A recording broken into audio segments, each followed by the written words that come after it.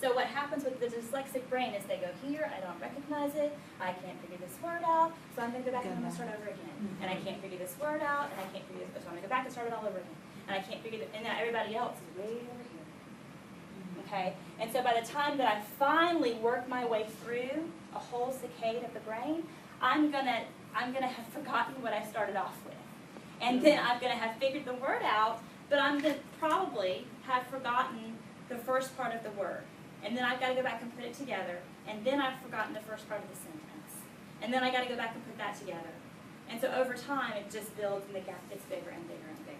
So it's a huge struggle for somebody who's battling that particular problem of retrieval. So what Raveo does is it allows us to take those pieces and to put them into patterns and to make connections so that kids are not trying to figure out piece by piece what it might be, but rather chunks, and chunking the information together so that it's not getting lost in the brain, but it has something to connect to. So it's a whole different kind of approach. The estimation of the brain's ability to recognize a visual symbol and name it accurately is what we're talking about when we're talking about the naming speed. And so what we can do when we pull up a word, that's what we're looking at. How fast can you name it? How fast can you connect to it? And how fast can you move on to something else?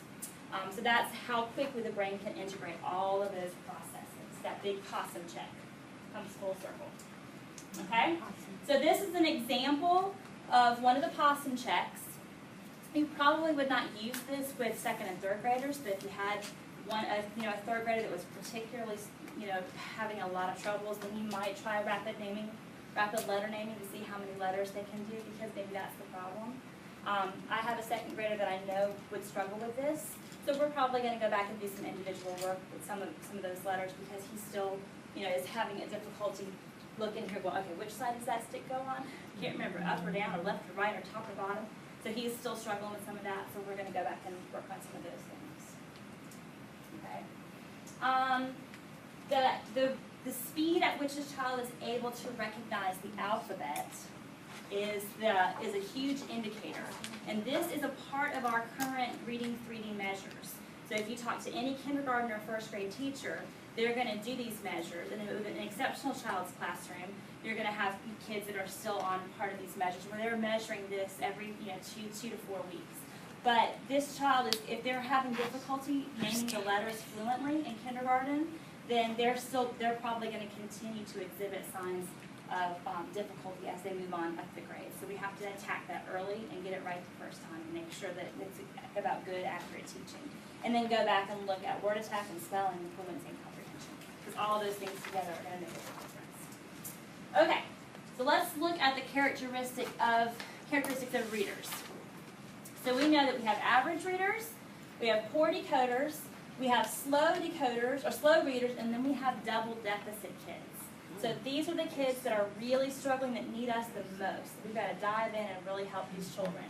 There are these pieces of the puzzle. Phonological awareness, that's the ability to manipulate sound and hear sound. Naming speed, can I associate the name of those sounds and letters that go together quickly? And can I remember what I've read and put it together because I know the words, I understand the words. So average readers, they can do all of those things. And they do them well. Okay? They can do them pretty quick, keep up. That's what an average reader is able to do.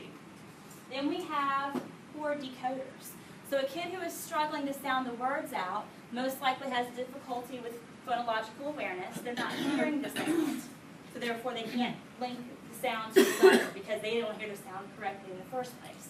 And they probably have poor comprehension as a result of having poor phonological awareness, because if it took you a long time to sound it out, again, you can't necessarily remember what you've read.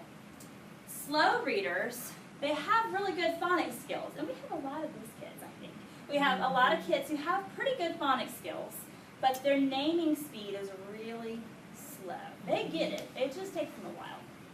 And then, because it takes them a while, then their comprehension is affected. So we have a result of that is poor fluency, the slow fluency rate on our Dibbles measures. And then we have kids who are not able to comprehend well. So that could be because maybe they're okay with phonological awareness, but they need more repetitions so they can build their speed. And so when you look at our text, The green books are the first ones. So if you look at this text, at first glance, it looks so easy. Okay? Pat taps his cap. Pat zaps it. It looks like pretty easy reading for a third grader. Okay, but what we've got buried in there is multiple meanings of those words, and what we're trying to do is expose to the same patterns over and over again, so that you get practice with the same patterns, you get practice with the same vowel sounds. You're practicing with hopes that your naming speed improves, because if your naming speed improves, then, bingo, comprehension is going to improve. Okay? Now the ones that I struggle with the most, and probably would be similar to ones that you would struggle with the most, are the kids with double deficits. They don't hear the sounds, can't remember the letters, can't pull it up fast, can't have really a lot of trouble paying attention to the whole thing in the first place, struggle with vocabulary, and that affects the comprehension. Raveo does a very good job of addressing all of these things. However, you're going to need to supplement some more phonological awareness. And the authors of the program admit that outright. So if you've got a double deficit kid that they are, really struggling from top to bottom, you're going to address in Raveo a lot of this and a little bit of this, but you're going to also need to do some other work in some phonics stuff. For you guys at EO, you're working in a push-in situation, right? You're going into classrooms. And so it might be that the teacher then is supplementing the phonological piece, and then you guys are coming in and working on that naming speed and the comprehension pieces of it. Because you can't do it all. That's why we have to have a team approach. So that might be a place that you guys can know that that's something that you're kind of addressing, but they're going to probably need a lot more of that. Okay, so now your double deficit children, they make up, that doesn't look right to me, yep, 53% of the kids who struggle, double deficits. Okay, 10% of them are other reading impaired, something else that's not particularly diagnosed. 21% of them have a phonological deficit, and 17% of them have a naming speed deficit. So we have our work cut out for us. Okay. So now we're just kind of look at what reading fluency is. So reading fluency is the product, and that's what I think is the biggest change in the wording and the verbiage of how we define reading fluency. It's the product of the initial development of accuracy and automaticity in the processes and systems that underlie reading at the levels of letter, word, and connected text. It's the indicator. We're not teaching fluency. We're teaching phonological awareness. We're teaching phonics. We're teaching vocabulary. We're teaching comprehension strategies. And if we teach all of those things accurately and we teach them well, then our fluency rises. Okay? So just because you have low fluency, that you don't need to go after them with a stopwatch. Okay? We've got to teach the things that are causing the fluency to be low. Okay? All right, so now we're ready. We're ready for those gold standard second and third graders. So let's take a look at the stuff that you have on your tables. You have a minute story anthology. You have a word work book. You have, what else do you have there? I guess that's all you have there. Okay, take a look at those first reactions.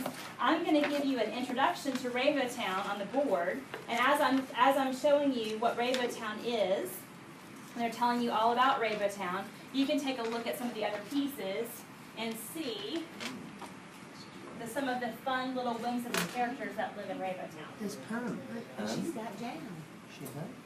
Pam has jam? She does have That's jam. good. And you'll be glad to know, Mr. Willis, that you actually came up in one of our conversations about the first word because it is jam. And somebody said, jam. Oh, tea with jam. I bet Mr. Willis would like tea with his jam. It was so cute. I think it was one of your students from last year that they remembered that. Oh yes, Mr. Willis likes tea and jam. So cute. So you actually helped them make some connections there. That was good. Okay, so let's get our introduction to Raveo Town. And oh, you know what? I remember this is one of those that I had to pull over here. I got lots of places where I've got things hidden in technology today. Nothing has a remote.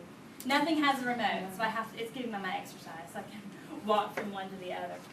All right.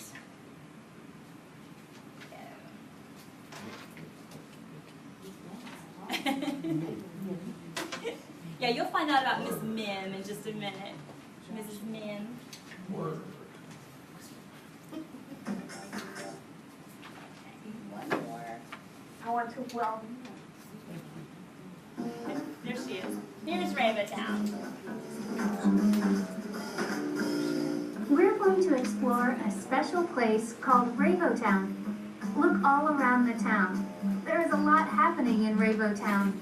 Everyone in Raveo Town is busy learning about the hidden treasures in words. Let's meet some of the characters in Raveo Town who will help us learn about words. Let's find Mr. Mick. He's the mayor of Raveo Town. Here's Mr. He's Mick. standing right in front of the town hall under the clock tower. Mr. Mick will teach students about how words have many Here's interesting Raveo Town. connections. He's at the He center of wants you to town. meet two important characters who also live in Raveo Town. They work with all of the other characters to help students learn to read. The first one is the town's super detective, Sam Oh, I Sleuth. don't have Sam over here. Notice how Sam looks like a detective and also uses a magnifying glass as he looks for clues. His job is to help students learn to discover the treasures in words. Readers must learn to keep their eyes, ears, and minds open because in Raveo Town, they will see, hear, and think more things about words than ever before. The second character can be found in the middle of the park and in the middle of a tree. Miss Mim is the smartest, coolest spider you will ever see. All right, so she's the Her job smartest, is to coolest show spider. readers how words can mean many different things. Many interesting meanings are some of the most wonderful treasures that are tucked inside of words. Mr. Mick, Sam Sleuth, and Miss Mim talk about the treasures that can be found within words. In Raveo Town, there is a special place where words are kept. The treasure chest represents all of the hidden treasures readers will uncover in the words they read in Raveo Town. We will use the Raveo Town map whenever students learn a new strategy to sharpen their reading skills. So it has a lot of fun, a lot of characters, a lot of animation. This particular piece of it is not something that is part of the curriculum, but you can access it online. So if you want to show them a little video, then you can show them the video of Raveo Town and introduce Raveo Town that way. There is a script in your teacher's manual that tells you how to introduce Raveo Town, and they all get their little I Spy glass. There's one in here for everybody. So they can use their I Spy glass and they can find all the characters in Raveo Town. On page 9 in your training packet is a picture of Raveo Town, and I realize that probably for most of you it's not copied very well, but in your box of materials you'll have this nice big full color poster. So they can, and they all get excited and they look for Raveo Town. They look for the town hall. Here you go. But do pass it around so you guys can find all the characters. You're speaking of the I'm kit. gonna And our zap schools that. will, there Yes. be more than one kit. Miss McCoon bought one kit, and it's in a big box Can I like get a that. photo of And that? so you guys can, that's what we were talking Get a about in the photo very of that. beginning, was how to be creative and share your materials. Let's do it. So you're not going to be able to teach it at the same time because there's enough materials for 6 children at a time. But Okay. you can pass it from teacher to teacher and share, Parody, and, isn't it? you know,